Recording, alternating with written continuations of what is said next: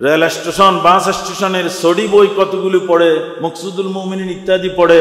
শবে বরাতের রাতে ইমামের নেতৃত্বে সালাতুল কি নাম এটা, সালাতুল তাসবিহ নামাজ না পড়লে শবে বরাতই উদযাপন হবে না, এমন ধ্যান ধারণা করার কোনো সুযোগ নাই। নবী শবে বরাত, শবে কদর কোনো রাতে জামাতবদ্ধ কোনো আমল করেনি।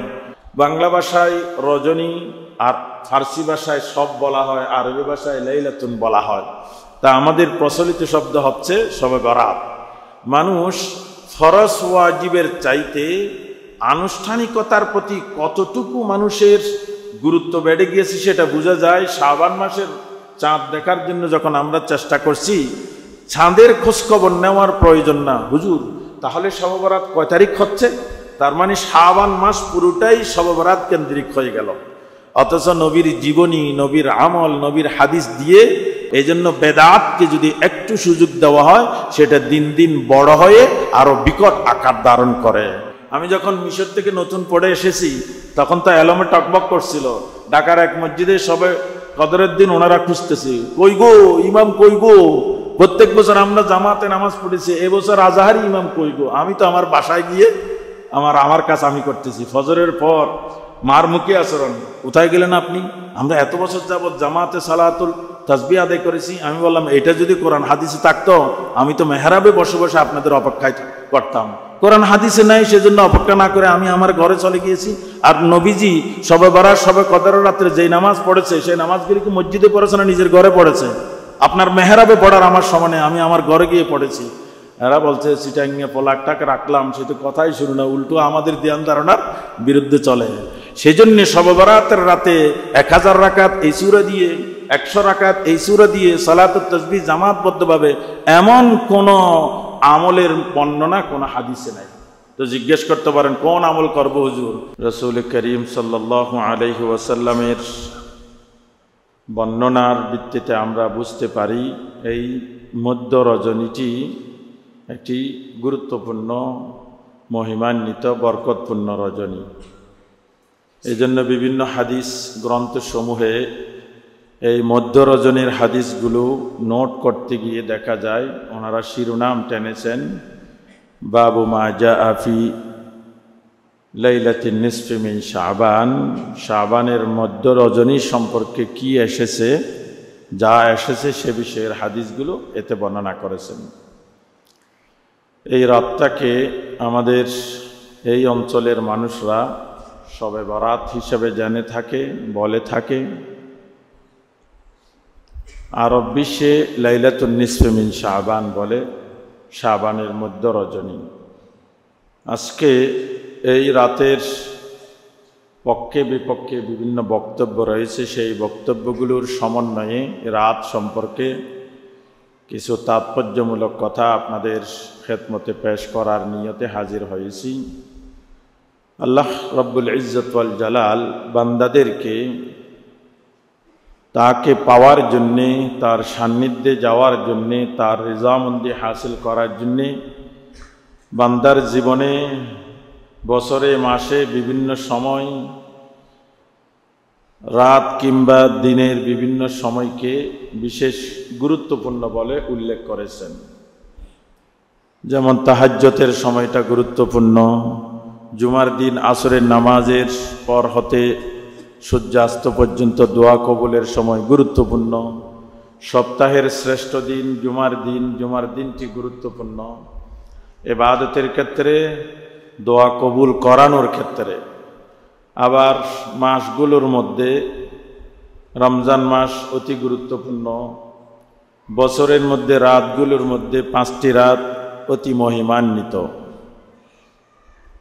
একটি হাদিসে এসেছে, মান আহইয়াল লায়ালিল খামসা, যে 5টি রাতকে জাগ্রত থেকে ইবাদত করল, ফাকাদ ওয়াজাবাত লাহুল জান্নাহ, তার জন্য জান্নাত ওয়াজিব হয়ে যাবে।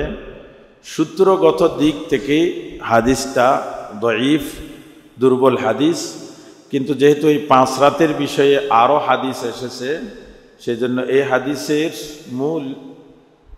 মূল বক্তব্যকে গ্রহণযোগ্য বলেছেন মুহাদ্দিসিনগণ। সেই 5 রাতের মধ্যে একটি রাত হলো লাইলাতুন নিসফি মিন শাবান।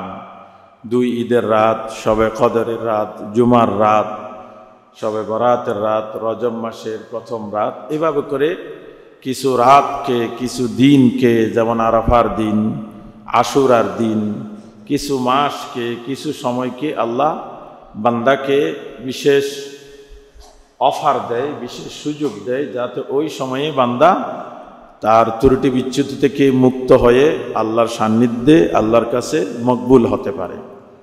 এর ওই অংশ হিসেবে শাবান মাসের মধ্য রজনীটি আল্লাহর নবীর আমল দ্বারা, বক্তব্য দ্বারা বিশেষ গুরুত্বপূর্ণ, মহিমান্বিত, বরকতপূর্ণ রাত হিসেবে প্রতীয়মান হয়েছে।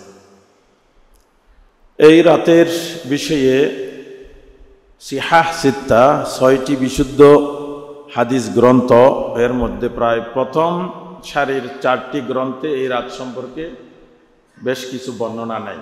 বুখারী, মুসলিম এই গ্রন্থসমূহ বর্ণনা নেই, তবে জামি তিরমিজি, সুনানে নাসাইর মধ্যে এই রাত সম্পর্কে 2-1টি হাদিস রয়েছে। আরেকটি বিশাল হাদিস গ্রন্থ রয়েছে সহিহ লিল ইমাম ইবনে হিব্বান। এই হাদিস যেহেতু, গ্রন্থটি যেহেতু হাদিস, সহিহ হাদিস এখানে যেহেতু রয়েছে, বোঝা যাচ্ছে হাদিসগুলো মোটামুটি গ্রহণযোগ্য। আবার মুসনাদে ইমাম আহমদের মধ্যে এই রাত সম্পর্কে হাদিস রয়েছে। এত বেশি সংখ্যক সাহাবাগণ বর্ণনা করেছেন, এতে করে বোঝা যায় যে এই রাতের কিছুটা তো গুরুত্ব আছে, এই রাতের বিশেষ ইতিবাচক দিক আছে, বিশেষ ভালো কিছু ইবাদত কবুলের লক্ষণ রয়েছে বিদায় এতগুলো সাহাবায়ে কেরাম এই রাত সম্পর্কে বর্ণনা করেছেন। এমনকি হযরত আবু বকরের কাছ থেকেও হাদিস এসেছে। হযরত মুআজ ইবনে জাবালের হাদিসটাকে পরবর্তী যুগের মুহাদ্দিসিনরা সহিহ বলেছেন, যে ইয়াত্তালিউল্লাহু সুবহানাহু ওয়া তাআলা ফিস সামাঈদ দুনিয়া, দুনিয়ার আসমানে তিনি মানুষের দিকে মনোনিবেশ করেন। ফায়াগফিরু লিজামিই খালকিহি, সকল মানুষদেরকে আল্লাহ ক্ষমা করে দেন। ইল্লা লিমুশাহিনিন আও লিমুশরিকিন। এই হযরত মুআজ ইবনে জাবালের হাদিসটা একেবারে বিশুদ্ধ। যাই হোক, হাদিসগুলোর দিক থেকে এই রাতের কিছুটা যে তাৎপর্য, গুরুত্ব রয়েছে এটা প্রতীয়মান। আমাদের পরিচয় হলো আমরা মধ্যম পন্থা অবলম্বনকারী উম্মাত। কুনতুম খায়রা উম্মাহ উখরিজাত লিন-নাস উম্মাতান ওয়াসাতা ওয়া জাআলনাকুম উম্মাতান ওয়াসাতা।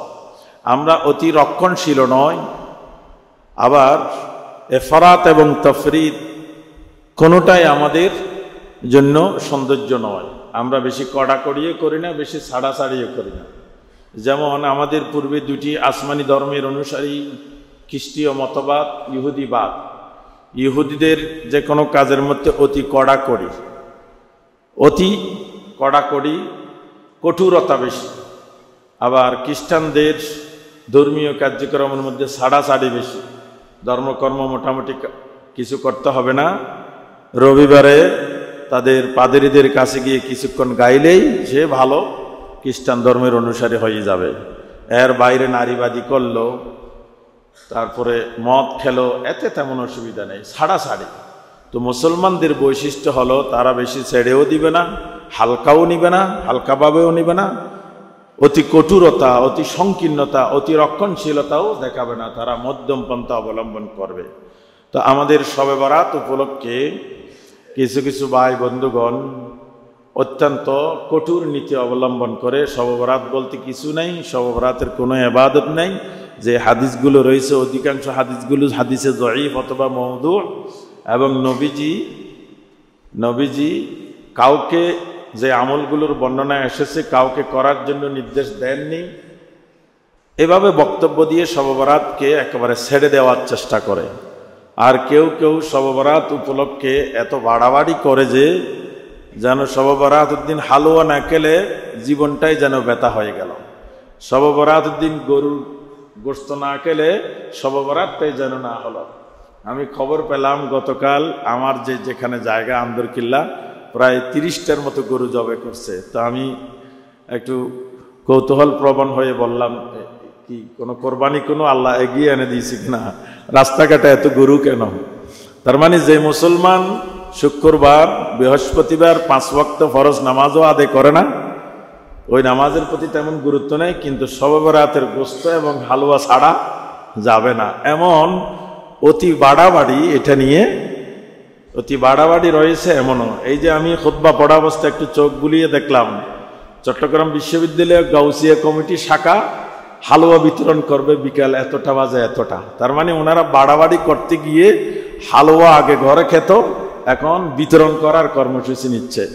তো ইসলাম আমাদেরকে শিক্ষা দিচ্ছে ছাড়াছাড়িতেও নেই, বাড়াবাড়িতেও নেই, যথাযথভাবে নবীজির পক্ষ থেকে যা পেয়েছি তাই করতে হবে। তাই আমার বক্তব্যের মূল প্রতিপাদ্য যে আমরা শবে বরাতকে কোন আঙ্গিকে নিব।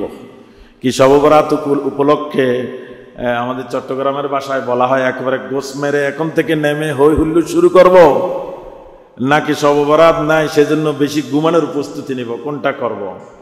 রাসূল করিম সাল্লাল্লাহু আলাইহি ওয়াসাল্লামের স্ত্রী আমাদের আম্মা জান সাইয়্যিদাতুনা আয়েশা রাদিয়াল্লাহু তাআলা আনহা থেকে শবে বরাত উপলক্ষে বিভিন্ন রওয়ায়াতে অনেকগুলো হাদিস এসেছে। আব্দুল্লাহ ইবনে আমর থেকে এসেছে। এই হাদিসগুলোর মূল বক্তব্য এক, বর্ণনাকারী ভিন্ন ভিন্ন হওয়ার কারণে যেহেতু মূল বক্তব্যটা ভিন্ন ভিন্ন বর্ণনাকারীর মাধ্যমে এসেছে, সেজন্য মূল বক্তব্যটা হলো গ্রহণযোগ্য, তার ভিত্তি রয়েছে বিদায়ী বিভিন্ন মাধ্যমে সেটা এসেছে।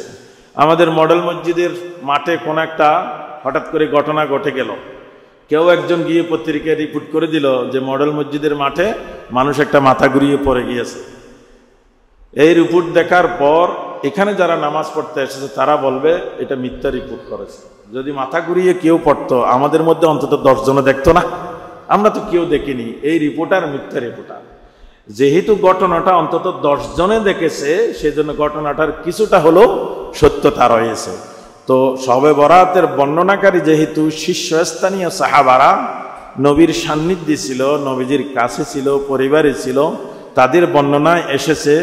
কিছুটা সূত্রগত দুর্বলতা থাকলেও মূল বক্তব্য যেহেতু একই, সেজন্য বুঝে যাচ্ছে শবে বরাতের বিষয়ে আল্লাহর নবীর ইতিবাচক মনোভাব ছিল। আল্লাহর নবীর বক্তব্যগুলো অসার নয়, বক্তব্যগুলো অথেন্টিক। বক্তব্যগুলোর মধ্যে কি রয়েছে? কিছুটা যথার্থতা রয়েছে। আমি সেই বিষয়টার উপর একটু আলোচনা করব। রাসূল করিম সাল্লাল্লাহু আলাইহি ওয়াসাল্লামের কাছ থেকে এই বিষয়ে অত্যন্ত অথেন্টিকভাবে কিছু হাদিস এসেছে। এক নম্বর বিষয় হলো মুহাদ্দিসিনগণ যারা আমার আপনার চাইতে হাদিসের প্রতি অনেক বেশি ভালোবাসা রাখতেন, অনেক বেশি শ্রদ্ধা প্রদর্শন করতেন, অনেক বেশি ভক্তি প্রদর্শন করতেন, সেই মুহাদ্দিসিনগণ অনেকেই শবে বরাতের হাদিসগুলো বর্ণনা করার সময় বাবু মা জাআ ফি লাইলাতিন নিসফি মিন শাবান, শাবানের মধ্য রজনীর সম্পর্কে যে হাদিসগুলো, তাহলে মুহাদ্দিসিনদের ভাষায় এই রাতকে আমরা বলবো কি শাবানের মধ্য রজনী। শবে বরাত শব্দটি যদি বারাতুন অথবা বারাআতুন দিয়ে বলি, সেখানে কিছু প্রশ্ন তৈরি হয়ে যায়। কেন বন্টনের রাত, ভাগ্য রজনী, এটি একমাত্র লাইলাতুল কদরের জন্যই প্রযোজ্য, লাইলাতুল কদরের রজনীর জন্যই প্রযোজ্য। কদরের রজনী সম্পর্কে আল্লাহ স্বয়ং 3টি সূরায় বর্ণনা করেছেন। তো সেজন্যে এই ভাগ্য রজনী তাকদীরের বিষয়ের বর্ণনা, সেগুলো কদরের রজনীর সাথে সম্পর্ক। হ্যাঁ, আল্লাহ যেহেতু সকল মানুষদেরকে ক্ষমা করবেন বলে হাদিসে এসেছে, এজন্য বেশি থেকে বেশি আমরা বারাত আতুন থেকে মুক্তি রজনী বলতে পারি, যেহেতু আল্লাহ মুক্ত করে দিবেন বলে হাদিসে এসেছে। ফায়াগফিরু লিজামিই খালকিহি, সকল মানুষদেরকে ক্ষমা করে দিবেন। এই জন্য বেশি থেকে বেশি আল্লাহ মুক্ত করে দিবেন বিদায় মুক্তির রজনী আমরা বলতে পারি। তবে ভাগ্যের রজনী, তাকদীরের রজনী, বন্টনের রজনী বলার ক্ষেত্রে আরও বেশি সতর্কতা অবলম্বন করা দরকার। বাংলা ভাষায় রজনী আর ফার্সি ভাষায় সব বলা হয়, আরবি ভাষায় লাইলাতুন বলা হয়। তা আমাদের প্রচলিত শব্দ হচ্ছে শবে বরাত। মানুষ ফরজ ওয়াজিবের চাইতে আনুষ্ঠানিকতার প্রতি কতটুকু মানুষের গুরুত্ব বেড়ে গিয়েছে সেটা বোঝা যায়। শাবান মাসের চাঁদ দেখার জন্য যখন আমরা চেষ্টা করছি, চাঁদের খোঁজখবর নেওয়ার প্রয়োজন না, হুজুর তাহলে শবে বরাত কয় তারিখ হচ্ছে, তার মানে শাবান মাস পুরোটাই শবে বরাত কেন্দ্রিক হয়ে গেল। অথচ নবীর জীবনী, নবীর আমল, নবীর হাদিস দিয়ে এমনভাবে বর্ণনা করা যাবে না যে শাবান মাসের কেন্দ্রবিন্দু হলো শবে বরাত, শাবান মাসের কেন্দ্রবিন্দু হলো রমজানের প্রস্তুতি, শাবান মাসের কেন্দ্রবিন্দু হলো রমজানের জন্য রোজার প্রস্তুতি, বেশি ইবাদতের প্রস্তুতি, সাদাকা দেওয়ার প্রস্তুতি। কিন্তু আমরা পুরো মাসটাকেই শবে বরাত কেন্দ্রিক মনে করে থাকি। চাঁদ দেখে দোয়া পড়ার প্রয়োজনটা মনে করেন এটা একটা গুরুত্বপূর্ণ সুন্নাত, কিন্তু চাঁদ দেখতে যাওয়ার আগে বলা বলি করতেছে যে তাহলে শবে বরাত কত তারিখ হচ্ছে, তার মানে শবে বরাত না হলে এই শাবান মাসটার কোনো গুরুত্ব নেই এমন বলা চলে। বিষয়টা এমন নয়, বরং শবে বরাত হলো শাবানের মুআজ্জমের মধ্যে একটা সংযোজন মাত্র। তো এই শবে বরাত সম্পর্কে রাসূল করিম সাল্লাল্লাহু আলাইহি ওয়াসাল্লামের সবচেয়ে বহুল প্রচলিত একটি হাদিস, যেটি আমাদের দেশে যারা কোরআন হাদিস সম্পর্কে কম গবেষণা করে সেই হুজুররা বেশি বর্ণনা করে। কি বলে? ইযা জাআ লাইলাতুন নিসফি মিন শাবান ফাসুমু লাইলাহা ওয়া কুমু নাহারাহা। শাবানের মধ্য রজনী আসলে তোমরা শাবানের 15 তারিখে রোজা রাখো, রাতের বেলায় তোমরা কি করো? কিয়াম করো, জাগ্রত থাকো। এতগুলো শবে বরাত সম্পর্কে হাদিস থাকা সত্ত্বেও এই হাদিসটা হযরত আলীর বর্ণনা বলা হচ্ছে, কিন্তু অধিকাংশ মুহাদ্দিসিনগণ বলেছেন এই হাদিসের মধ্যে যথেষ্ট পরিমাণের দুর্বলতা রয়েছে, দফ রয়েছে। তো যে হাদিসের মধ্যে বেশি দুর্বলতা, এই হাদিসের বক্তব্যটা না নিয়ে যে হাদিসের মধ্যে বিশুদ্ধতা হাসান সহিহ রয়েছে সেই হাদিসের বক্তব্যটা তো আমাদের নেওয়া দরকার। 2 নম্বর বিষয় হলো 13, 14, 15 তারিখের রোজার সপক্ষে হাদিস অনেকগুলো রয়েছে। আইয়ামে বীজের রোজা রাখার হাদিস, তো আমরা যদি আইয়ামে বীজের রোজা রাখি দিই, অটো সিস্টেমে শবে বরাতের রোজাও আদায় হয়ে যাচ্ছে। আজকেও তো অনেক সম্মানিত মুসল্লিয়ানে কেরাম রোজা রেখেছেন, গতকাল, আজকে, আগামীকাল 13, 14, 15। তো যিনি 13, 14, 15 রাখলো, বিশুদ্ধ হাদিস দ্বারা সুন্নাত আদায় হলো, শবে বরাতের রোজাও তার মধ্যে চলে আসলো, আর দুর্বল হাদিস দিয়ে সেটাকে প্রমাণ করার দরকারও পড়লো না। এই জন্য আমরা আইয়ামে বীজের রোজার অংশ হিসেবে 15 তারিখ রোজা রাখবো। শবে বরাতের রোজা আছে কি নেই সেই সম্পর্কে বিশুদ্ধ হাদিস এবং মুহাদ্দিসিনদের ভিন্ন মত রয়েছে, এটা হলো গ্রহণযোগ্য একটি দিক।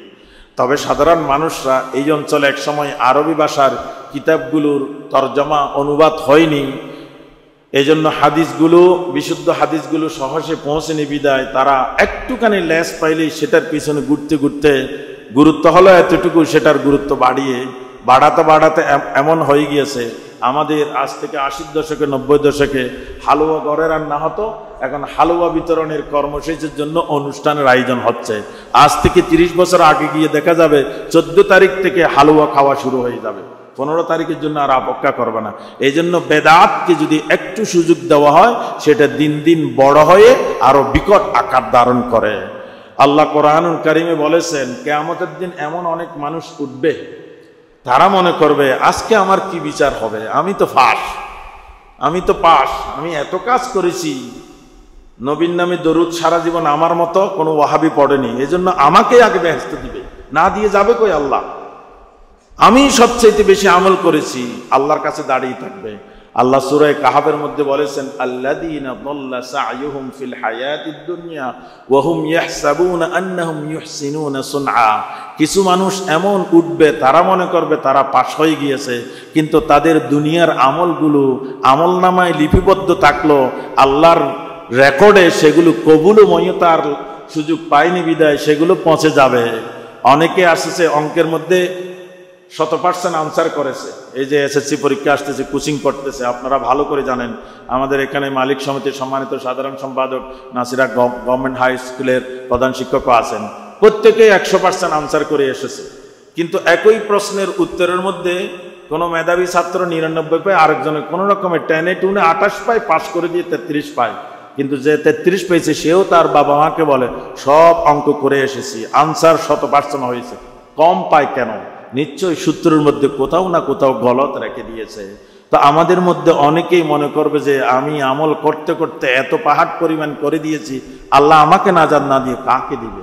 আল্লাহ বলেছেন এমন ধারণায় যারা উঠবে তাদের মধ্যে অনেকের আমলগুলো শূন্যের কোটায় চলে যাবে। দল্লা সা'য়ুহুম ফিল হায়াতিদ দুনিয়া, তাদের দুনিয়ার চেষ্টাগুলো সবগুলো বিপদগামী হয়ে যাবে, ধ্বংস হয়ে যাবে। অথচ ওয়াহুম ইয়াহসাবুনা আন্নাহুম ইউহসিনুনা সুনআ, তারা ধারণা করবে আমরাও কম কি নাকি, আমরাও তো অনেক কিছু করেছি। শুধু কি হুজুররা কোরআন পড়েছে আমরা পিটুনি ছাড়া কোরআন শিখেছি, আর হুজুররা পিটুনিকেই কোরআন শিখেছে। বলেছি কিনা একজন পলিটিশিয়ান, ঢাকার মেয়র, হুজুররা পিটুনিকেই কোরআন শিখেছে, সেই বেটা নাকি পিটুনি না কে কোরআন শিখেছে, সেই জন্য তার কোরআন শুদ্ধ বেশি, হুজুরদের কোরআন অশুদ্ধ। এমন লোকও আমাদের সমাজে আছে। বলে আমরা কি কম করছি নাকি? আমরা সোমবার বৃহস্পতিবার রোজা রাখি, আমরা সালাত নিয়ে সমবদ্ধ হয়ে পড়ি, আমরা কম করছি নাকি? আল্লাহ বলেছেন আমার নবীর সুন্নতের সীমা রেখার মধ্যে থেকে বাইরে গিয়ে যারা যা কিছু করেছেন, দল্লা সাইয়ুহুম ফিল হায়াতিদ দুনিয়া, আমল নামায় সেগুলো আলো হয়ে দেখা দিবে না, অন্ধকার হয়ে দেখা দিবে। ওয়াহুম ইয়াহসাবুনা আন্নাহুম ইউহসিনুনা সুনআ, তারা না ধারণা করবে তারা অনেক কিছু করেছেন। এই জন্য শবে বরাত হোক, রোজা হোক, ঈদ হোক, শবে কদর হোক, মিলাদুন নবী হোক, আশুরা হোক, সর্বক্ষেত্রে নবীর বর্ণনার সাথে মিল হয় এমন আমলটাই আমাদের জন্য প্রযোজ্য। এর চাইতে বাড়তিও করবো না, কমও করবো না।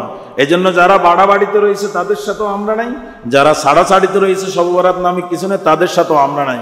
আমরা হলো মধ্যম পন্থা অবলম্বনকারী। শবে বরাত আছে, শবে বরাতের গুরুত্ব আছে, শবে বরাত সম্পর্কে নবীর যে বর্ণনাগুলো রয়েছে সেই বর্ণনাগুলোর মাধ্যমে আমরা কি করতে পারি? আমরা কিছু আমল আঞ্জাম দিতে পারি। তবে আমল আঞ্জাম দিতে গিয়ে এমন করব না যে রেল স্টেশন, বাস স্টেশনের সডি বই কতগুলো পড়ে, মকসুদুল মুমিনিন ইত্যাদি পড়ে, শবে বরাতের রাতে ইমামের নেতৃত্বে সালাতুল কি নাম এটা, সালাতুত তাসবিহ নামাজ না পড়লে শবে বরাতই উদযাপন হবে না, এমন ধ্যান ধারণা করার কোনো সুযোগ নাই। নবী শবে বরাত, শবে কদর কোনো রাতে জামাতবদ্ধ কোনো আমল করেনি। আমি যখন মিশর থেকে নতুন পড়ে এসেছি তখন তো এলমে টকবক করছিল। ঢাকার এক মসজিদে শবে কদরের দিন ওনারা খুঁজতেছি, কই গো ইমাম কই গো? প্রত্যেক বছর আমরা জামাতে নামাজ পড়েছি, এবছর আজাহারি ইমাম কই গো? আমি তো আমার বাসায় গিয়ে আমার কাজ আমি করতেছি। ফজরের পর মার মুখে আচরণ, কোথায় গেলেন আপনি? আমরা এত বছর যাবৎ জামাতে সালাতুল তাসবিহ আদায় করেছি। আমি বললাম এটা যদি কোরআন হাদিসে থাকতো আমি তো মেহরাবে বসে বসে আপনাদের অপেক্ষায় করতাম। কোরআন হাদিসে নাই, সেজন্য অপেক্ষা না করে আমি আমার ঘরে চলে গিয়েছি। আর নবীজি শবে বরাত, শবে কদরের রাত্রে যেই নামাজ পড়েছে সেই নামাজগুলি কি মসজিদে পড়েছে না নিজের ঘরে পড়েছে? আপনার মেহরাবে পড়ার আমার সমানে আমি আমার ঘরে গিয়ে পড়েছি। এরা বলছে চিটাঙ্গে পোলাকটাকে রাখলাম, সে তো কথাই শুরু না, উল্টো আমাদের ধ্যান ধারণার বিরুদ্ধে চলে। সেই জন্য শবে বরাতের রাতে 1000 রাকাত এই সূরা দিয়ে, 100 রাকাত এই সূরা দিয়ে সালাতুত তাসবিহ জামাতবদ্ধভাবে এমন কোন আমলের বর্ণনা কোন হাদিসে নাই। তো জিজ্ঞেস করতে পারেন কোন আমল করবো হুজুর? সব আমল করবেন, সব সময় যে আমল করেন সেই আমলগুলো করবেন। কোরআন তেলাওয়াত করবেন, জিকির করবেন। জিকিরে জলির চাইতে জিকিরে খফির গুরুত্ব বেশি। জিকিরে জলি মানে উচ্চস্বর জিকির, খফি মানে নিম্নস্বর জিকির। আমাদের মসজিদগুলোতে কম্পন সৃষ্টি হয় শবে বরাত উপলক্ষে।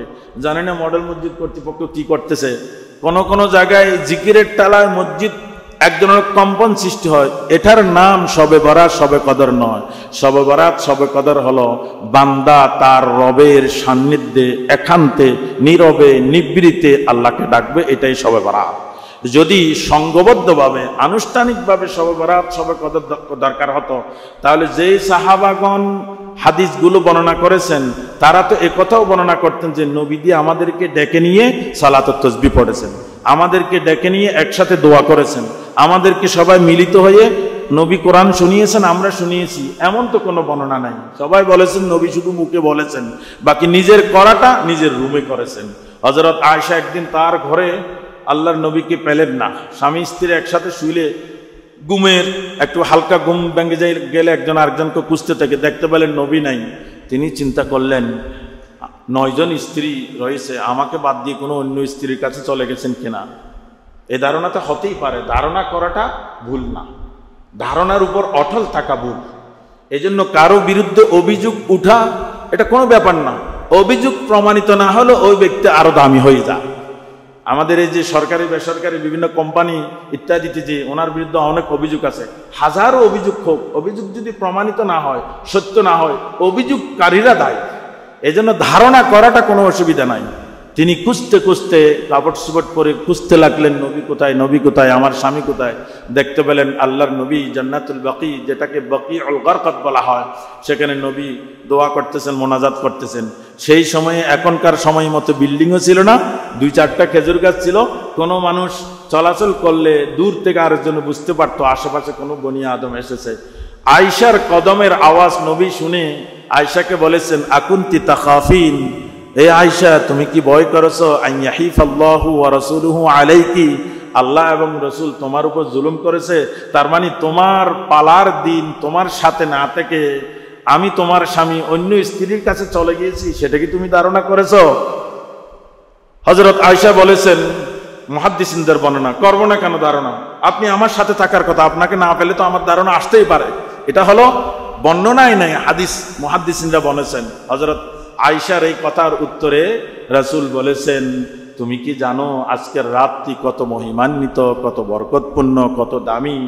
আজকের রাতে আল্লাহ মানুষের দিকে মনোনিবেশ করে আখিরে আসমানে নেমে যায়। এটা গুরুত্ব বোঝানোর জন্য, নতুবা আল্লাহ আরশ থেকে একজনকে রক্ষা করতে পারে, আরশ থেকে আরেকজনকে দয়া দিতে পারে। নিচের আসমানে চলে আসার অর্থ হলো মানুষের দিকে মনোযোগ দেয়। ফায়াগফিরু লিজামিই খালকি, সকল মানুষদেরকে আল্লাহ ক্ষমা করে দেয়।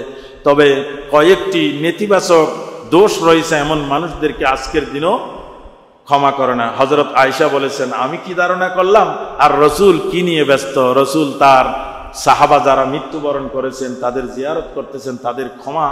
এই জন্য মুহাদ্দিসিনগণ বলেছেন, কারো যদি সুযোগ থাকে শবে বরাতের রাতে, তাহলে আশেপাশে কবরস্থান থাকলে আপনি জিয়ারত করতে পারেন। তবে এমন নয় যে খোলা ট্রাক ভাড়া করে, একটা পিকআপ ভাড়া করে ডোল তাবলা বাজিয়ে চৈতন্য গলিতে যাওয়ার জন্য রাস্তাঘাট কম্পন করা, এটা কোনো মুহাদ্দিসও বলেনি, কোনো পীর সাহেবও বলেনি। এই কাজগুলো যারা করে তারা শবে বরাতের রাতে আল্লাহ খুশি করার জন্য করে না, শয়তানকে খুশি করার জন্য করে। আপনারা দেখতে পাবেন, এখান থেকেও যাবে, আমি যতই ওয়াজ করি, মানুষ নিজের ধ্যান ধারণা হঠাৎ করে পরিবর্তন করতে পারে না। একটা ট্রাক নিবে, হই হুল্লুট করে চৈতন্যগলি যাবে বা ওখানে গরিবুল্লাহ শাহর ওখানে যাবে, ওখানে গিয়ে জিয়ারত করবে। এরকম কোনো কথা কোনো আলেম বলেছে? কাছে যদি কবরস্থান থাকে আপনার, এখান থেকে জিয়ারত করবেন। আপনি আজকে আপনার গ্রামে যেতে পারেননি বাবা মার কবরে, আপনি মসজিদের কোনায় বসে আল্লাহকে বলবেন, হে আল্লাহ, আজকের রাতে তোমার নবী জিয়ারত করছিল, আমি তো যেতে পারছি না, তুমি দয়া করো, আমার মার উপর দয়া করো, আমার মাকে মাফ করো, আমার বাবাকে মাফ করো। আপনার দোয়া আল্লাহ পৌঁছাই দিতে পারে না তাদের জন্য? আমাকে হই হুল্লোড় করে যেতে হবে কেন? ইসলামকে আল্লাহ এবং রসুল কর্তৃক স্বীকৃত পথ ও পন্থায় আমল করতে হবে। নিজস্ব কোনো যুক্তি দর্শন, নিজস্ব কোনো পদ্ধতিতে করলে সেটা ইসলাম থাকে না, সেটা বেদাতে পরিণত হয়ে যায়। রাসূল কারীম কিছুকে অংশীদার বানানো, সেটাকে শিরিক বলা হয়। শিরিক দুই ধরনের শিরিক, কিছু শিরিক রয়েছে শিরকে কবির, বড় শিরিক, আর কিছু রয়েছে শিরকে খফি। মুমিন মুসলমানরা হয়তো বড় শিরিক না করে, কিন্তু ছোট শিরিক প্রতিনিয়ত করে থাকে। আপনি কোনো একটা অসুবিধায় শোকজ পেয়েছেন, কারণ দর্শানোর নোটিশ পেয়েছেন, আপনার বসের কাছে গিয়ে বলেছেন, বস আপনি না হলে আমার বিবি বাচ্চারা না খেয়ে মারা যাবে, আপনি যদি আমাকে চাকরিচ্যুত করেন আমি কালকেই মরে যাব, দুনিয়ায় আর আমার জন্য কেউ নেই আপনি ছাড়া। আপনি এই কথাগুলো তাকে ফার্ম দেওয়ার জন্য বলেন অথবা কি জন্য বলেন, প্রতিটা কথার মধ্যে আপনি শিরিক করে ফেললেন।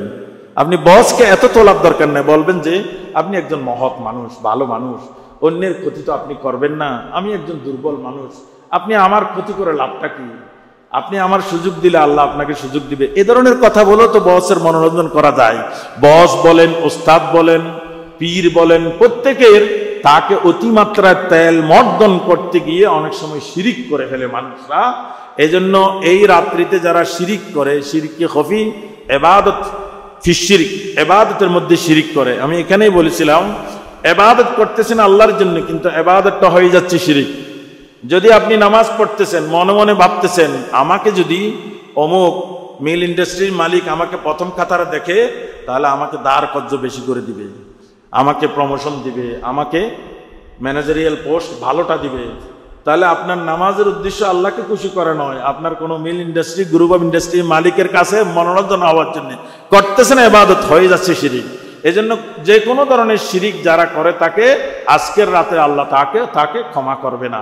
তাই আমি অনুরোধ করব, এই ধরনের মুখের চর্চার মাধ্যমে, অঙ্গবর্জ্যের চর্চার মাধ্যমে, কোনো রাজনৈতিক কর্মী রয়েছে তার নেতাকে এমন বেশি তেল মর্দন করে পায়ের নিচে বসে মাথা গুজিয়ে কোন একটা টেন্ডার পাওয়ার জন্য, কোন একটা কিছু পাওয়ার জন্য। এই চর্চা আমাদের দেশে বস্তুতান্ত্রিক রাজনীতি যারা করে তাদের মধ্যে রয়েছে। এগুলো থেকেও বেরিয়ে আসা দরকার। আপনার নেতা আপনার কোয়ালিফিকেশন দেখে আপনাকে প্রমোশন দিবে, আপনাকে নমিনেশন দিবে। আপনি তেল মর্দন করে বেশি উপরে উঠা যায় না, বরং আপনার দক্ষতা, যোগ্যতা, বিচক্ষণতা এগুলোর মাধ্যমে নেতার মনোরঞ্জন করেন। দেখবেন যে নেতা আপনাকে তুলতে তুলতে মেম্বার থেকে আপনি এমপি হয়ে যাবেন। কিন্তু যতই পায়ের নিচে কপাল টুকতে থাকেন, মনে করবে সেই বেচারার কোনো ব্যক্তিত্ব নাই, তার ভিতর ব্যক্তি সত্তা নাই, তাকে মানুষের কোনো দায়িত্ব দিলে সে কি পালন করবে কিনা। এই জন্যে শিরিক যাদের রয়েছে, আজকে মাগরিবের আগে আগে আল্লাহর কাছ থেকে সেটা ফাইসালা করে ফেলবেন। হে আল্লাহ, আমার চাল চলনে, আমার ইবাদতে, আমার দৃষ্টিভঙ্গিতে অনেক শিরিক রয়েছে, তুমি আমাকে মাফ করে দাও, আর শিরিক করব না। তবে আপনার দোয়া আল্লাহ কবুল করবে। 2 নম্বর হলো ইল্লা লিমুশাহিনিন, পরশ্রীকাতর ব্যক্তির দোয়াও কবুল করবে না। আমাদের সমাজ ব্যবস্থায় বিষয়টাকে অত্যন্ত হালকা মনে করা হয়। পরশ্রীকাতর ব্যক্তি বলা হয় যে অন্যের কোনো কিছু উন্নতি দেখে সহ্য করতে পারে না, তাকে পরশ্রীকাতর বলা হয়। অন্যের উন্নতি দেখে কলিজা জ্বলতে জ্বলতে নিজে সারকার হয়ে যায়। কবিগণ বলেছেন, বাঙালি জাতির নেচার কালচার সম্পর্কে বর্ণনা করতে গিয়ে কবিগণ বলেছেন, বাঙালি জাতির তাদের ব্যক্তিগত নেচারের সাথে এই পরশ্রীকাতরের এই নেতিবাচক স্বভাবটা প্রায় মানুষের ভিতরে রয়েছে। এই জন্য আজকের রাত্রে যিনি অন্যকে বিদ্বেষের চোখে দেখে, পরশ্রীকাতরতা রয়েছে, অন্যের উন্নতি সহ্য করতে পারে না, অন্যের কোনো অগ্রগতিকে বাঁকা চোখে দেখে, এই প্রকৃতির মানুষদের দোয়া আল্লাহ কবুল করবে না। আরে বাবা, উনি ওনার যোগ্যতা দক্ষতা দিয়ে চাকরি করে, ব্যবসা করে, হ্যাঁ, উনি ওনার ব্যক্তি সত্তাকে উনি ইউটিলাইজ করে আস্তে আস্তে উন্নতি করেছেন। আমি কেন জলে পড়ে সরকার হয়ে যাব? আমি আমাকে বরং কি করি, মডিফাই করে আমিও আমাকে ডেভেলপ করার চেষ্টা করি। ইসলাম সেজন্য পরশ্রীকাতরতাকে নিষেধ করেছেন। ইল্লা লিমুশাহিনিন, কোন বর্ণনায় বলেছেন ইল্লা লিকাতি রহিমিন, যিনি আত্মীয়তার বন্ধনকে ছিন্ন করে রেখেছে তাদের দোয়াও আল্লাহ কবুল করবে না। আপনি কলপলকে বিল্ডিং এর মালিক করেছেন, ফ্ল্যাটের মালিক করেছেন, নতুবা ভাড়ায় থাকেন, যেভাবেই থাকেন, গ্রামে গঞ্জে আপনার নিজের ফুফু, নিজের খালা, নিজের ভাই, নিজের বোন, নিজের ঘনিষ্ঠ আত্মীয় যাদের হক আপনার উপর রয়েছে। সাহাবাগণ যখন নবীজির কাছে জিজ্ঞেস করেছেন আমরা কোন কোন খাতে ব্যয় করব, ওয়াসআলুনাকা মাযা ইউনফিকুন কুল মা আনফাকতুম মিন খায়রিন ফালিল ওয়ালিদাইনি ওয়াল আকরাবিন, আত্মীয় স্বজনের জন্য ব্যয় করা। এই জন্য আজকের রাত্রে যারা আত্মীয়তার সম্পর্ককে বিনষ্ট করে রয়েছে তাদের দোয়াও কবুল করবে না। এখনো সুযোগ আছে, সূর্যাস্তের পূর্বে পূর্বে যে আত্মীয়তার সাথে সম্পর্ক আপনার দুরবস্থা চলতেছে, নিজের বাবার বোন, নিজের মায়ের বোন, নিজের মায়ের বাবা, নানা নানি, মনে করতেছেন যে তাদের সাথে কোনো না কোনো পারিবারিক বিষয়ে আপনার দূরত্বের কারণে যোগাযোগ বিচ্ছিন্ন, আপনি বাই টেলিফোন তাদেরকে এটাকে মীমাংসা করে ফেলেন। যদি সুযোগ থাকে নিজের ফুফুর নামে, নিজের খালার নামে মোবাইল মারফত 500 টাকা পাঠিয়ে তার মনোরঞ্জন করবেন। দেখছেন যে এই বুড়ি মহিলার একটুখানি দোয়া আপনার জীবনের মোট পরিবর্তন করে দিবে। এজন্য আজকের রাত্রিতে যারা আত্মীয়তা ছিন্ন করেছেন তাদের দোয়া কবুল হবে না। আমরা আশা করব শবে বরাত উপলক্ষে যে ইবাদতগুলো শরীয়ত সম্মত, জিকির করবেন, ব্যক্তিগত জিকিরই ভালো। যদি মসজিদে ব্যবস্থাপনা থাকে অল্প সময় করবেন, ব্যক্তিগতভাবে ইবাদত করবেন, বেশি সংখ্যক রাকাত নামাজ পড়বেন, রাত 2:30 3টার পর থেকে তাহাজ্জুদ পড়বেন, বেশি বেশি দোয়া করবেন। কিছুক্ষণ দোয়া করার পর ক্লান্ত হয়ে গেলে আবার জিকির করলেন, ঘন্টা খানিক পর আবার দোয়া করলেন। এভাবে আমরা রাতটা কাটাবো। হতে পারে এই রাতে আল্লাহর কাছে চাওয়ার মাধ্যমে আমাদের জন্য মুক্তির ফয়সালা করে দিতে পারেন। আল্লাহ পাক আমাদেরকে শবে বরাত বেদাত মুক্ত করে উদযাপন করার তৌফিক নসিব করুন, এবং পাশাপাশি যাদের হক আমাদের উপর রয়েছে হকগুলো ফিরিয়ে দেওয়ার মতো শক্তি সামর্থ্য আমাদেরকে দান করুন। ওয়া আখিরু দাওয়ানা আলহামদুলিল্লাহি রাব্বিল আলামিন। IUB media